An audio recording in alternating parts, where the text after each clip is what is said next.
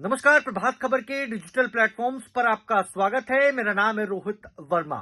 देखिए, अरविंद केजरीवाल दिल्ली हारने के बाद एक बार फिर से बुरे फंसने वाले हैं। सीवीसी ने जांच के आदेश दिए हैं। जी हां, आप सही सुन रहे हैं। शीश महल, जो विधानसभा चुनाव में भारतीय जनता पार्टी के नेताओं ने बड़ा मुद्दा शीश महल का बनाया। अरविंद केजरीवाल पर आरोप लगे कि उन्होंने करोड़ों अरबों रुपए शीश महल में लगाए। सरकारी आवास पर उन्होंने कई पैसे खर्च किए। ये पैसे कहां से आए, इन तमाम बातों की चर्चा विधानसभा चुनाव में बीजेपी के नेताओं ने जनता के बीच रखा है और अब जांच के आदेश दे दिए गए हैं। सीवीसी के तरफ से जांच के आदेश अरविंद केजरीवाल के इस सरकारी आवास को लेकर दिए गए हैं।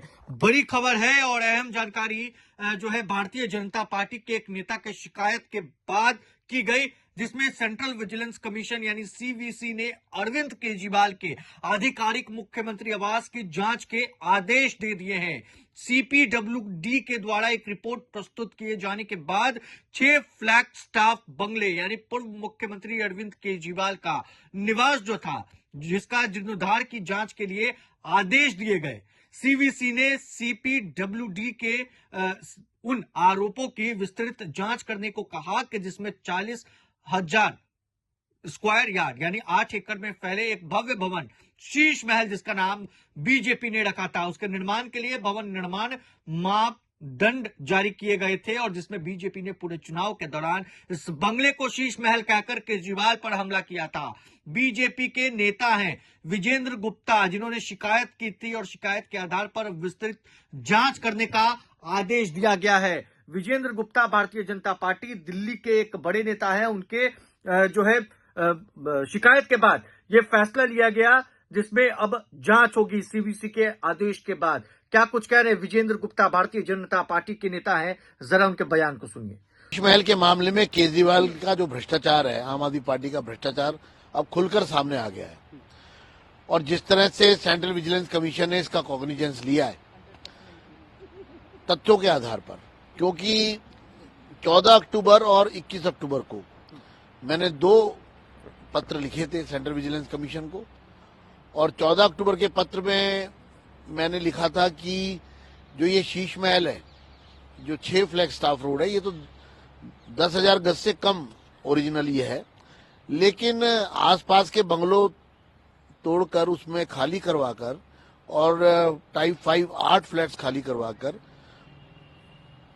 शीश महल से उसको अमलगमेट कर दिया गया, उसमें मिला दिए गए और ये 50,000 गज के करीब चला गया।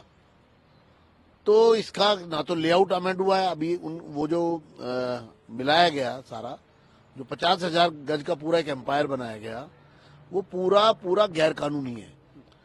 जो भवन बनाए गए वहां पर वो भी गैर कानूनी है। दूसरी 21 अक्टूबर को जो पत्र लिखा, उसमें मैंने लिखा था कि किस तरह से करोड़ों रुपए के ऐशो आराम के महंगे जो लग्जूरियस आइटम्स खरीदे गए हैं और वो भी किसी नियम कानून के तहत नहीं, और वो कहां से आए, और दूसरा जो सरकार ने खरीदे वो और उसके अलावा भी जो वहां पर थे वो कहां से आए। तो इन दोनों मेरे पत्रों पर सेंट्रल विजिलेंस कमीशन ने सीपीडब्ल्यूडी को एक फैक्चुअल रिपोर्ट देने को कहा। जो फैक्चुअल रिपोर्ट दोनों मेरी शिकायतों पर सीपीडब्ल्यूडी ने दी और उसके बाद लेटेस्ट जो हुआ है वो सेंट्रल विजिलेंस कमीशन ने अब जो निर्णय लिया है कि वो फैक्चुअल रिपोर्ट की जांच करने के बाद की तथ्यों पर आधारित जो सीपीडब्ल्यूडी की रिपोर्ट है उसके आधार पर अब डिटेल इन्वेस्टिगेशन का आदेश जारी किए गए और साथ में मुझे ये भी इन्फॉर्म किया गया है कि जब डिटेल्ड इन्वेस्टिगेशन हो जाएगी तो इस पर सुटेबल एक्शन भी लिया जाएगा। प्रश्न ये है कि पूरे चुनाव में, चुनाव से पहले और सदन में भी जब भी हमने शीश महल का मामला उठाया, केजरीवाल जी चुप्पी साध गए, उनके मुख्यमंत्री चुप्पी साध गई, सदन में बात तक नहीं करने दी गई।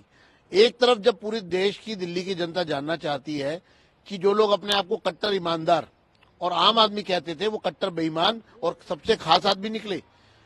इतना बड़ा बंगला, इतना बड़ा एम्पायर, तो मैं, और अभी तो इसमें और भी बहुत सी जांच बाकी है, क्योंकि जो शीश महल दिखाई दे रहा है खाली इतना नहीं है, वो उसके साथ वहां पर कई टावर बन रहे हैं जो अधूरे पड़े हैं, उन पर भी करोड़ों रुपए खर्च हुए हैं। वो टावर जो बन रहे हैं नए, उनमें क्या होना था, क्या बनाया जा रहा था, उसकी भी पूरी जांच होनी चाहिए। और इस पर सेंट्रल विजिलेंस कमीशन ने आदेश दिए हैं सीपीडब्ल्यूडी को कि इसकी कंप्लीट जांच कीजिए, एक डिटेल जांच कीजिए। मैं सीवीसी के इस कदम का स्वागत करता हूं। सेंट्रल विजिलेंस कमीशन ने इस पर कॉग्निजेंस लिया है। दूध का दूध और पानी का पानी होना चाहिए और ऐसे दोषियों को जेल भेजना चाहिए। इनके खिलाफ सख्त से सख्त कार्रवाई होनी चाहिए। जिन्होंने दिल्ली की जनता को ठगने का काम किया, विश्वास तोड़ने का काम किया, ये विश्वासघाती लोग हैं, इनको बख्शा नहीं जाना चाहिए। जिन्होंने दिल्ली को 10 साल बेहाल किया, दिल्ली की तमाम, आप सोचिए बारिश में क्या हुआ था, इन्होंने कोई काम नहीं किया, सिर्फ और सिर्फ भ्रष्टाचार किया। और एक तरह का भ्रष्टाचार नहीं, हर तरह का भ्रष्टाचार किया है।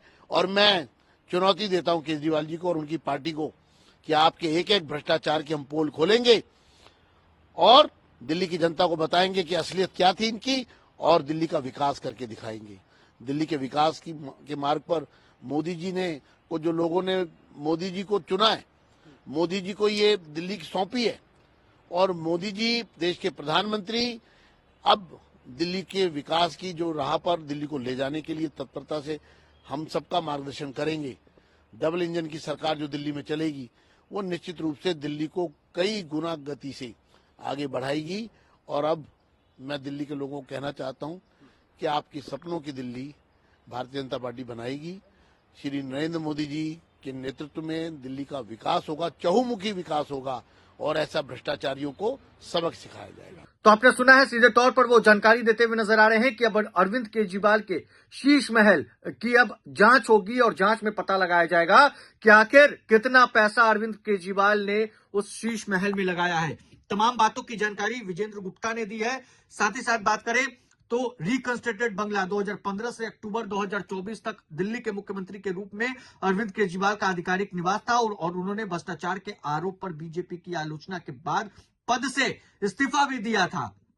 वहीं अरविंद केजरीवाल की अगुवाई वाली आम आदमी पार्टी ने 15 से 20 में पिछले 2 दिल्ली चुनाव जीते थे, और आपसे पहले कांग्रेस 15 साल तक पूर्व मुख्यमंत्री शीला दीक्षित के नेतृत्व में दिल्ली की सत्ता में थी। और भारतीय जनता पार्टी 27 साल के बाद दिल्ली की सत्ता में आई और सरकार बनाने के लिए बैठकों का दौर जारी किया गया था। और इस बीच शीश महल को लेकर बड़ी खबर है और बीजेपी नेता की शिकायत के बाद बड़ा फैसला लिया गया है। अब आगे देखना है कि क्या अरविंद केजरीवाल की मुसीबत एक बार फिर से बढ़ती है, क्या अरविंद केजरीवाल पर आरोप एक बार फिर से लगता है, और सवाल यह भी है कि क्या अरविंद केजरीवाल बूढ़े फंसेंगे तो क्या जेल भी जा सकते हैं। ये तमाम बातें जब जांच होगी, जांच में पता लगेगा। बहरहाल प्रभात खबर में बने रहने के लिए आपका बहुत बहुत शुक्रिया। प्रभातखबर.com, विश्वास वही, रफ्तार नहीं।